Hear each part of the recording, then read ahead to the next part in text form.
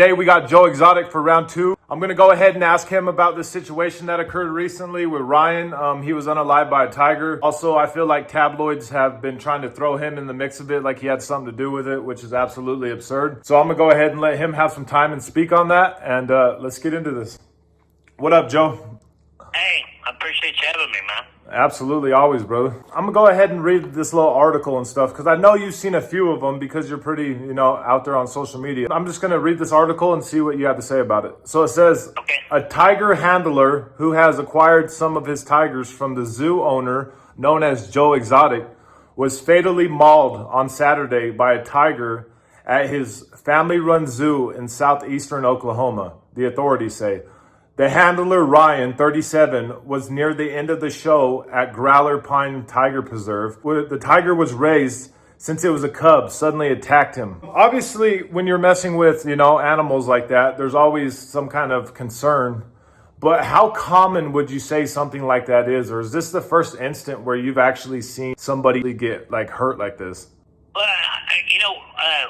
in America, there's not all that many tiger trainers for circus acts, especially since Ringling Brothers, shut down and quit using animals in their shows.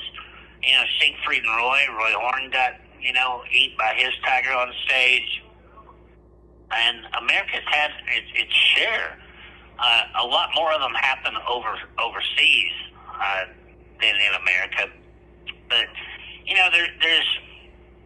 there's a difference, and the animal people are going to hate me for saying this, but there's a difference between raising a tiger as a pet and having a tiger that you literally got to beat the spirit out of in order to get them to stand up and walk on their hind two legs across the cage or jump through a hoop of fire. That's not a normal behavior for a tiger. And unfortunately, they go through some pretty severe abuse with a lot of people before they do that. And, payback someday is always going to happen. And that's why more people get killed with elephants, because elephants don't forget, man. And they beat the hell out of elephants to get them to perform. I feel like they always try to throw your name in it just for the clicks or whatnot. But there's a difference, like you said, between actually raising a tiger and caring for it and being there for it and bottle feeding it, opposed to trying to get it to perform like a circus animal, And I feel like that's why a lot of these instances actually happen on stage, because I feel like these animals are not, they're intelligent and they know that they're being just showboated around as some kind of circus animal, so they probably just snap and they're not feeling it. Well, I was shocked yesterday when I was sitting with the other inmates, and here comes CNN with headlines that Ryan, this tiger trainer that was killed linked to Joe Exotic from Tiger King. And unfortunately, and you've experienced this, when you're in prison, people exploit you because they think that you can't fight back. Yeah. Okay, and then they're using Joe Exotic and the word Tiger King, so search engines pick it up better. And brings them to the top of Google searches and stuff, which is really unfair, because I haven't had anything to do with Ryan Easley since, way before 2012. He did get a couple of cats from me because he kept his tigers one winter at my zoo when he was wintering his zoo, when he was off tour. And he was in the middle of building his own place there in Hugo. So he kept them at my place for 3 months is all. And I gave him 2 yearling tigers for his show, and he didn't have them a month, and he brought them back because they were too tame. And see, Ringling Brothers and Barnum Bailey Circus and the other people, they don't want a tiger before it's over a year old, because they don't want that bond between the trainer and the tiger, because the tiger's just going to come out and want to rub on the trainer if they have that bond. Yeah. So they don't want them before they're a year old, because they need them to be afraid of them in order to work and perform and to do what they're supposed to do. Where I walked in a cage with 14, 20 tigers of mine and laid down on the ground and loved on them, because that's all we did. I bred and raised mine as pets. None of mine had to perform. And, I toured doing magic for 9 years all over the United States. And I did shows at the same place a lot of these circuses and a lot of these animal acts do their shows. And I've seen some pretty horrific things where they beat their animals in order to get them to be scared and perform and set up and jump through hoops and walk planks and stuff like that. And it's sad. But, I told Ryan 18 years ago, I stood right there at my zoo and I said, dude, you are going to die in that cage. Because he wanted to be the biggest and have the most tigers in one act as anybody in the world. And at that time, back in 2011 and 2012, Kelly had 13 in the cage at one time. And when you got 13 This call is from a federal prison. When you got 13 tigers pissed off in a cage at one time, and 2 of them were crazy in the head to begin with, I just said, look, man, your day's coming.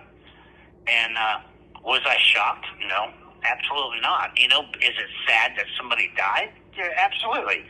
But, you can die doing anything. I mean, look, Charlie Kirk was just talking at a university and died. So when it's your time, the 2 elk hunters got hit by lightning. When it's your time, it's your time. But when you're abusing animals, seriously, for entertainment and profit, count on it because your day's coming because they don't forget you. So since you touched on that subject, let me go ahead and ask you about it. How do you feel about this whole Charlie Kirk situation? How has people in prison been speaking on it? What's their thoughts? There's a lot of controversy whether it's staged or whether it's not. I guess there's so many different videos out there that people are talking about and stuff. Whether he had a bulletproof vest on or whether it was a blood pack or whatever. But my question is, and this is from being a paramedic and working as a mortician back in the day. Okay, this gentleman was shot, transferred to the hospital, pronounced dead, went through the morgue in a casket on Air Force 2 in less than 24 hours. That to me seems a little extreme for somebody that was legitimately shot and murdered, assassinated.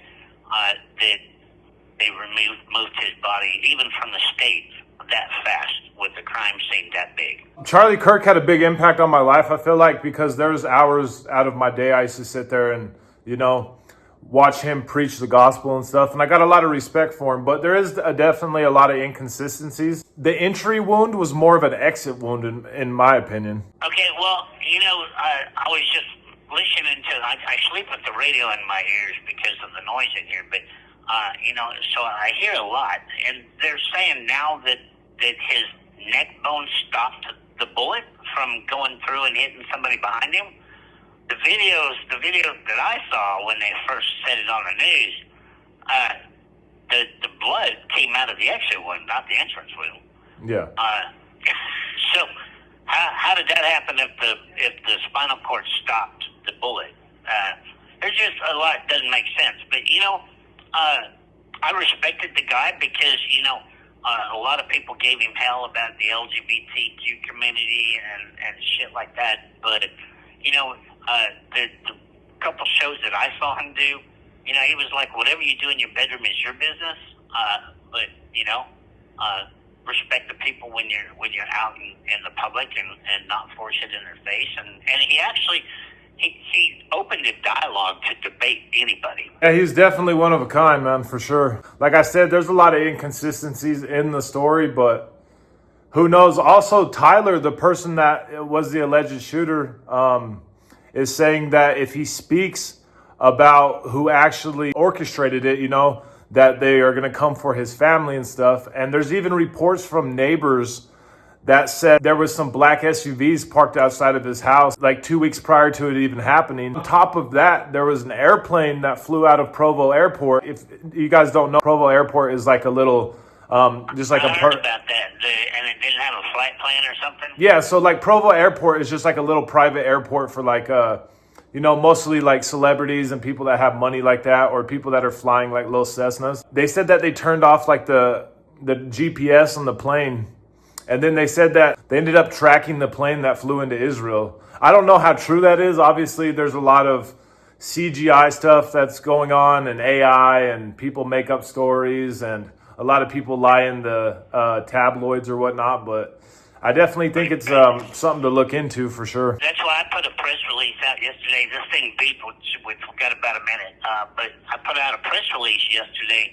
It's a shame that over 50 news stations and shit can use my name to get search engine results over a dude that got killed by a tiger. But Yeah. no one wants to report that these fools admitted to perjury on world television in my case. And you know, it's just sad where our world is turning into.